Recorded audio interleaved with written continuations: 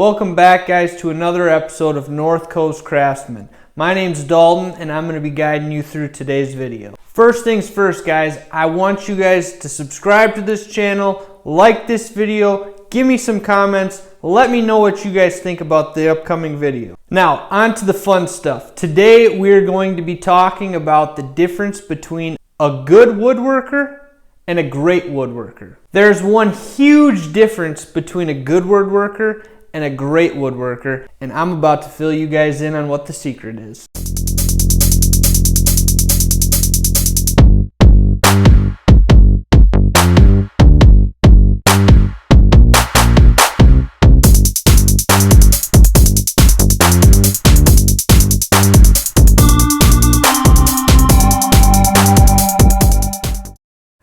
I know this is crazy, everybody, but yours truly has made a mistake.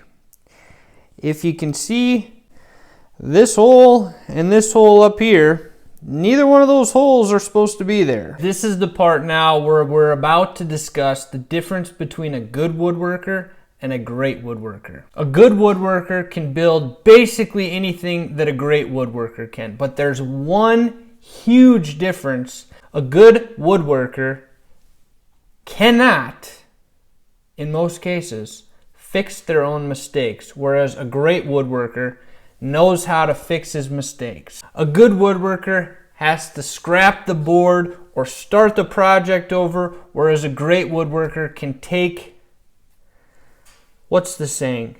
Take lemons and make lemonade? Something along those lines, guys. So in this case, a great woodworker can take two holes that they drilled in the wrong place and make it look like there was never any holes there. So guys, I'm about to show you exactly how we're gonna do that. So the first thing you're gonna have to do is go to your orbital sander and you're gonna wanna find the dust collector. At that point, you're gonna gather up all the dust that's inside of the dust collector. Now the key to this is if the dust inside your dust collector doesn't match the species of wood that you're using, you need to empty your dust collector out and clean it, and then start sanding a piece that is the same species. So in this case, we're working with pine, and my dust collector is filled with pine sawdust. I emptied it out, and I sanded this piece and got enough dust to fix this issue. So now what we're gonna do is take the dust and put it into a little container.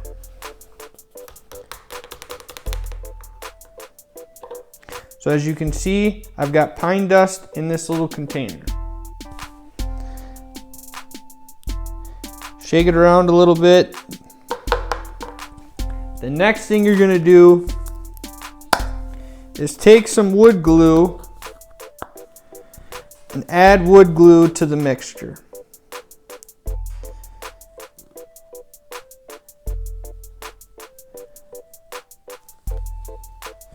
Now at this point, you're just going to take a little stir stick and you're going to mix it up.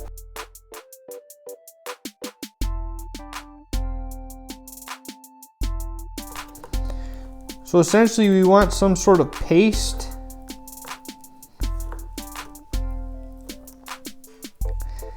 Kind of looks something like this. So now we're going to take our paste and we're going to smear it into our holes.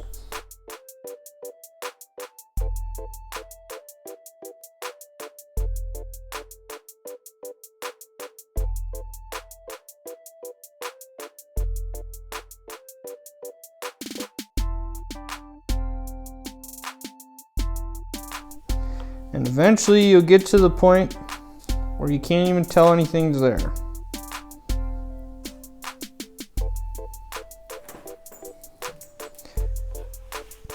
Now at this point, what we have to do is wait for the glue to dry, and then we'll go on to start sanding.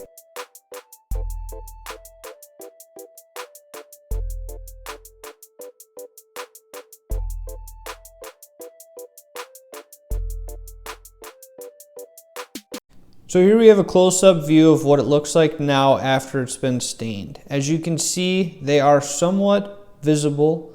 However, to a person who did not know that there were holes there before, you would just assume that it is a defect in the wood. So there you guys have it. You now know how to fix some of your own mistakes. So now if you have a crack in your wood, or if you drill a hole in the wrong area, or whatever the case may be, you guys now know how to fill that hole. So just to kind of recap what we did today, essentially we just made our own wood putty. And the nice thing about this wood putty is you can stain it. Now that you know how to make your own wood putty, you no longer have to go to the big box stores and look for colors and try to find out what matches your wood piece, what goes together. You just make your own wood putty, put the stain on it, and it's good to go. Plus, this wood putty is way more durable. It's way easier to use. You can finish it. You can do all different sorts of things with this wood putty that you can't always do with the wood putty we buy from the big box store. So now that you guys understand the difference between a good woodworker and a great woodworker, it's my time to end this video. If you guys enjoyed what you just watched, please like, subscribe, comment, let me know what you guys want to see in the future. Let me know how I did today. I really appreciate each and every one of you watching. I hope you guys go visit our Instagram page, our Facebook page. There you will find all sorts of different projects and all sorts of different things that we do. Stay tuned for next week's video as I will be talking about a couple of different shop hacks. So I know you guys are real interested in what I have to say about shop. It has a little bit of something to do with how to keep your shop clean. We'll just leave it at that. So thank you guys for watching today's video. I hope you all enjoyed.